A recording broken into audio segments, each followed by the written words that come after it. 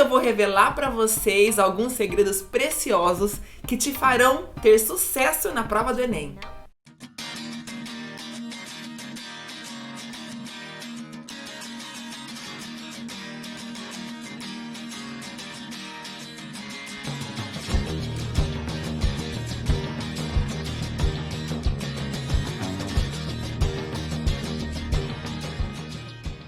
O que teremos no vídeo de hoje? Nós vamos falar sobre leitura de imagem nas questões do Enem. E isso vale para as questões de arte e para as questões de qualquer outro conteúdo ou matéria. E se você está se preparando para o Enem, já quero pedir para você se inscrever no canal para acompanhar os nossos vídeos. Tenho certeza que aqui você vai encontrar todo o conteúdo que você precisa para gabaritar as questões de arte. Já deixa aquele like que esse vídeo vai te ajudar muito e compartilhe nas redes sociais. E vamos embora, chega de enrolação. E você que já pegou uma prova do Enem para estudar, para fazer as questões, para fazer um simulado, com certeza percebeu que a maioria das questões do Enem possuem imagens. Inclusive, nas imagens tem a legenda texto, porque o Enem entende que a imagem é um texto não verbal. Portanto, a imagem comunica algo. E essa é uma informação muito importante, porque as imagens que aparecem nas questões, elas são valiosíssimas para a compreensão do enunciado, certo? Então vamos lá. Primeira coisa, o Enem, ele quer saber se você possui várias habilidades.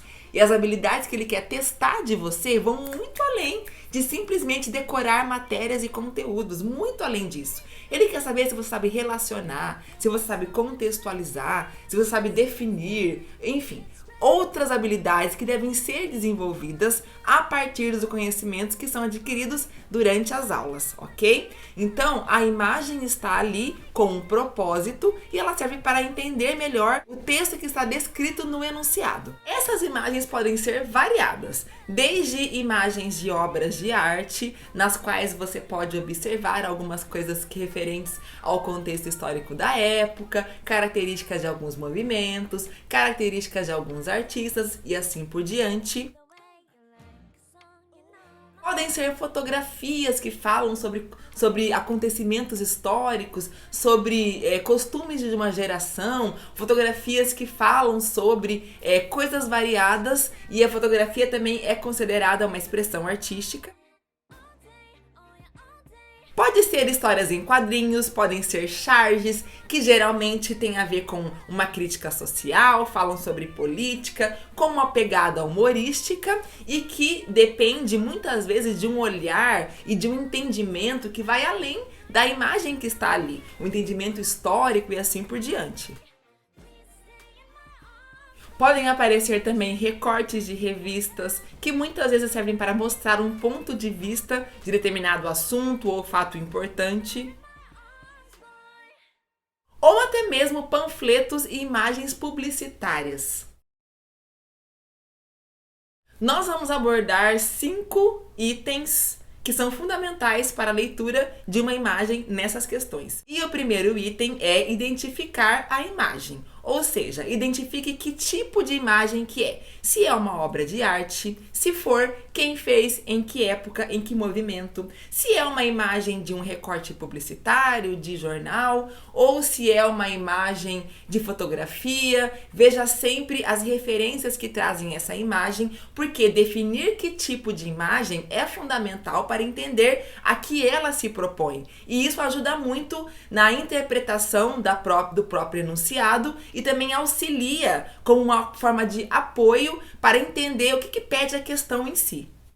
Fazendo um link com a primeira dica, você deve identificar os itens extras, por exemplo, a data daquela imagem, o contexto de onde foi tirada, a origem, quem que fez aquela obra de arte ou quem tirou aquela fotografia. Isso também auxilia muito a contextualizar, ou seja, colocar aquela imagem no local onde ela foi feita, fabricada e tirada. Isso te traz uma visão muito ampla do conteúdo ou do contexto que está sendo citado ou explorado dentro do enunciado da questão.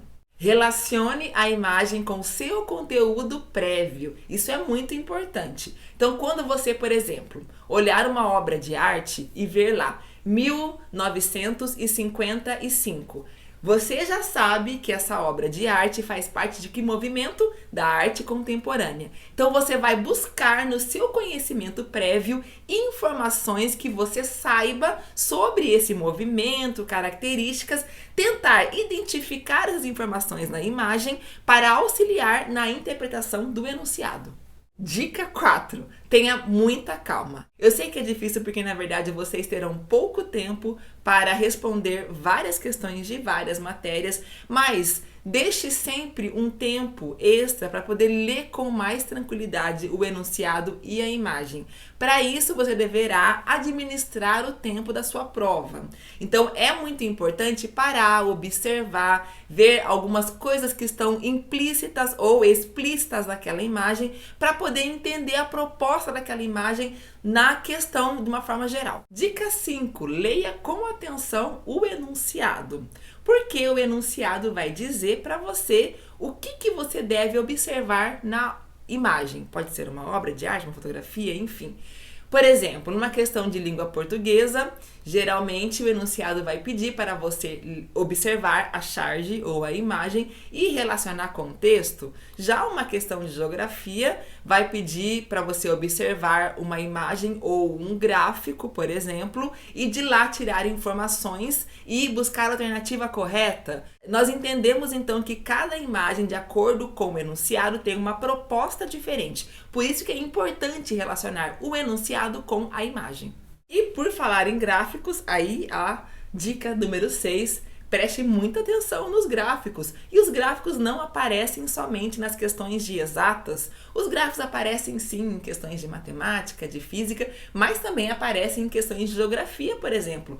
Gráficos que mostram questões populacionais, questões políticas, ideológicas, coisa parecida. Então, um gráfico nos dá muita informação. E é preciso entender ou saber fazer a leitura adequada de um gráfico para poder relacionar aquela imagem do gráfico com o que está pedindo, o que está sendo solicitado naquela questão. Vou fazer aqui uma analogia que eu gosto muito, acho muito válida.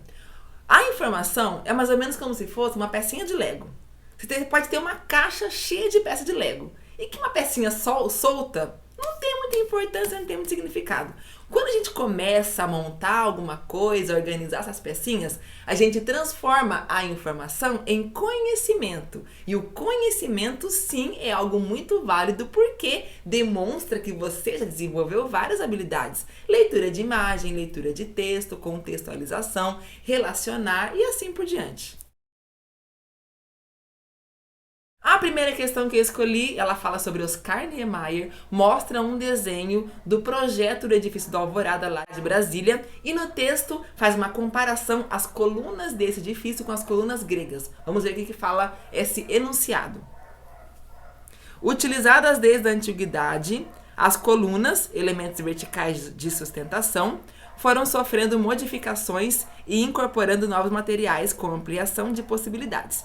Ainda que as clássicas colunas gregas sejam retomadas, notáveis inovações são percebidas, por exemplo, nas obras de Oscar Niemeyer. No desenho de Niemeyer, das colunas do Palácio da Alvorada, observa-se a alternativa A presença de um capitel muito simples reforçando a sustentação. Alternativa B, o traçado simples de amplas linhas curvas opostas, resultando em formas marcantes. Alternativa C, a disposição simétrica das curvas, conferindo saliência e distorção à base. Alternativa D, a oposição de curvas em concreto, configurando certo peso e rebuscamento. Alternativa E, o excesso de linhas curvas, levando a um exagero na ornamentação. Se você acha que a alternativa B é a correta, você acertou. Vamos ver por que as outras não estão corretas. A alternativa A não está correta porque as colunas de Niemeyer não possuíam capitel. A alternativa C está incorreta porque a base não está distorcida. Pelo contrário, ela está totalmente simétrica. A alternativa D está errado porque essas curvas elas não configuram peso e nem rebuscamento. E a letra E, ela fala sobre exagero na ornamentação, e o trabalho de Niemeyer, ele era conhecido por ser um trabalho limpo. A outra questão é sobre performance e fala o seguinte: a contemporaneidade identificada na performance / instalação do artista mineiro Paulo Nazaré reside principalmente na forma como ele, alternativa A, resgata conhecidas referências do modernismo mineiro, alternativa B, utiliza técnicas e suportes tradicionais na construção das formas, alternativa C, articula questões de identidade, território e códigos de linguagem, alternativa D, imita o papel das celebridades no mundo contemporâneo, e alternativa E, camufla o aspecto plástico e a composição visual de sua montagem. Se você acha que a alternativa correta é a C, você também acertou. A alternativa A está incorreta, porque é um movimento artístico que faz parte da arte contemporânea e não da arte moderna, como fala aqui, do modernismo mineiro.